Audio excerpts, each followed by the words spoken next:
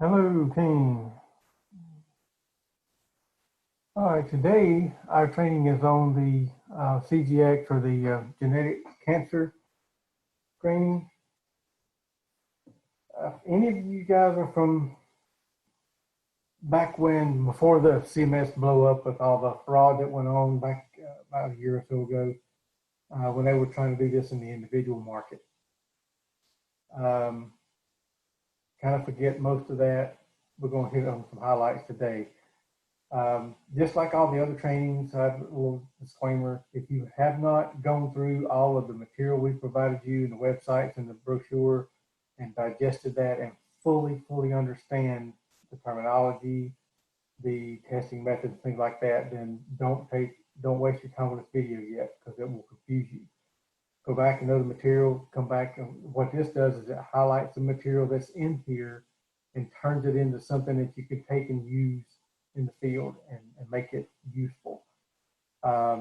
This will be a fairly brief one because of the changes that happen now. CMS is back, and of course, all insurance and Medicaid continue to pay for it, but Medicare is now back to doing cancer screening exams. Now, the genetic cancer screening. They did have some caveats that have been put on it. The moving forward, the only physician or provider that can order the cancer screening genetic test is the physician that will be actively participating in the treatment of any cancer that's found. So the family doctors and all that kind of stuff, those days are probably history. This will be more of a specialized product because typically you will either be dealing directly with an internal medicine and probably more likely the oncologist. And most oncologists are hematologists also, usually either blood or cancer, one of the two or both, that's what we'll be dealing with. So if you can get into those markets, everybody needs to have this test done, everybody they see. So it's a huge market, huge market. So I highly recommend that you do that. But moving on, this shows the first page. Inside the brochure, and again, I'm not going to read this to you because you should have done this at great depth already, but it's a hereditary cancer assessment. Cancer is highly hereditary in many cases, and most people don't understand they have a family history. Even if the family hasn't presented with it yet, they still have that high risk of developing the cancer. This is a cheek swab where the provider's office, they can do a purple tube of blood, which is better to get better results. But it uses what they call the next generation sequencing, the NGS, I think you call it, which goes into DNA and breaks it down to a point where they can see exactly. But the ones that are at risk, if you have a personal history, a person with a close family member, and multiple family members, especially if they have different cancers, and then a person with family members that had genetic testing variants. Like if we do this test on somebody and they've got the markers, well then their family needs to know because they need to test too to find out how it's affecting them.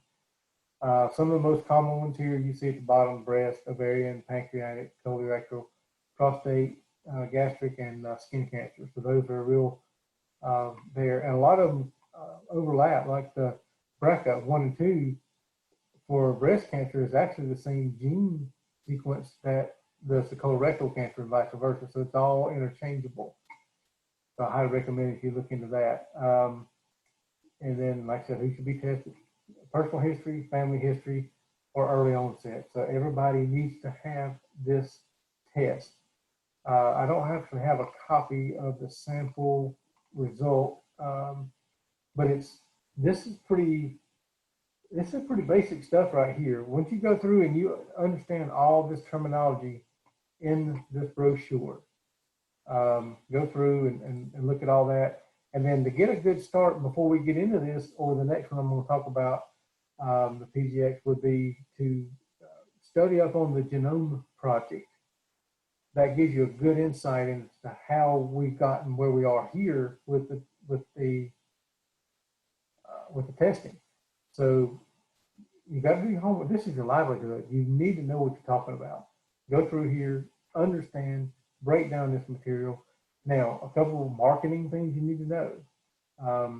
And again, dealing with providers that's only going to be dealing with treating it. So I'd say, I think I just concentrate on the oncologist.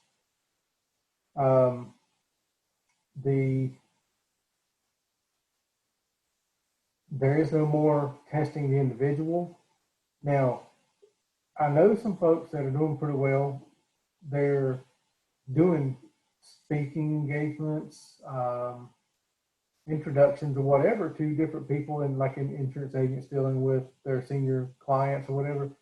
You can talk to a patient about the screening and then get their permission to approach their provider on their behalf to get them to see about ordering this testing. But it has to be done through and at a physician's place of business. There's no more home testing and sending it off to get a doctor to sign for it. That shit's already sailed.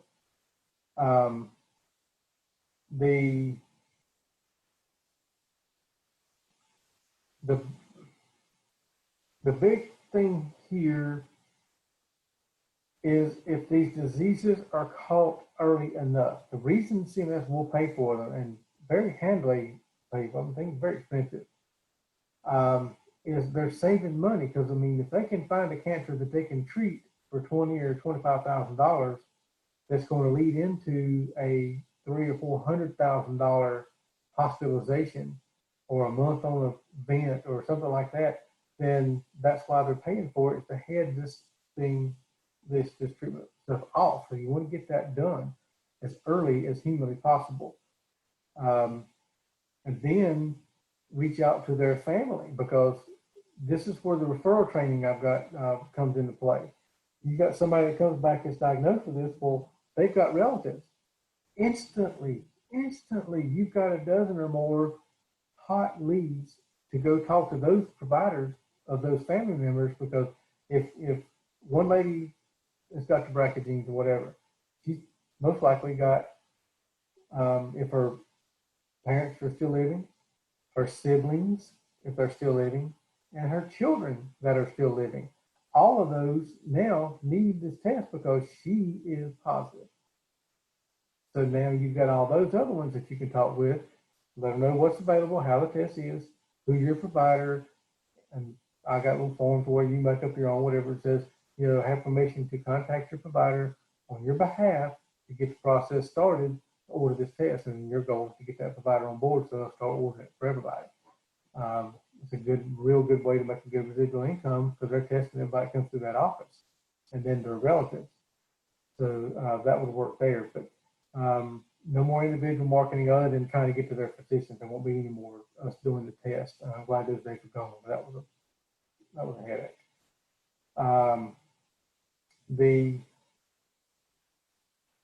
physicians will make more money off of this test. First of all, it helps guide their treatment, because they'll know if this gene's involved, this drug will work better than that one or whatever.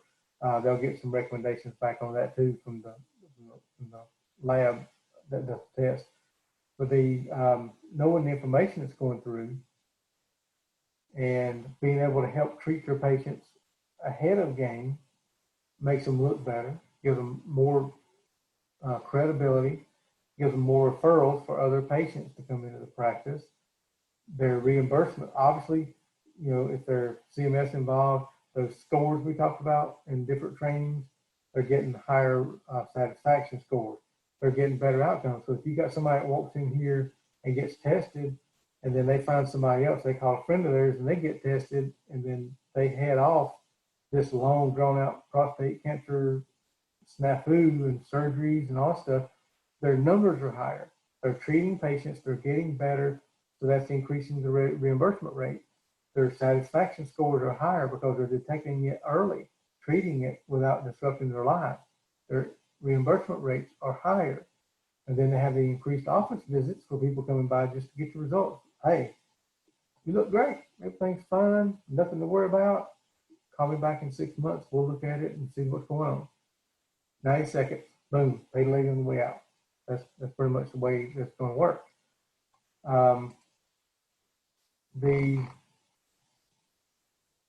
That's not a whole lot more can be said on the cancer screening. We may have some other training and stuff like that in a little bit later date, but right now, that's the biggest poke of it. Is just to get that you want to find it early. Early treatment is the best because we can head things off before they're fatal or before they lead to something that's going to lead to this long, drawn out, awful death. They need this information to be able to treat their patients, and you make them look like a hero because they're doing Dr. Spock medicine, in the 21st century. That, I mean, just nobody else, not many people are doing it, and that's why we're wanting to get out here and be the pioneers and get this thing done. So if you have any questions on this, the compensation is very handsome. Reach out to your managers or myself, and we will get you whatever you need to know. And good luck, and we will see you at the top.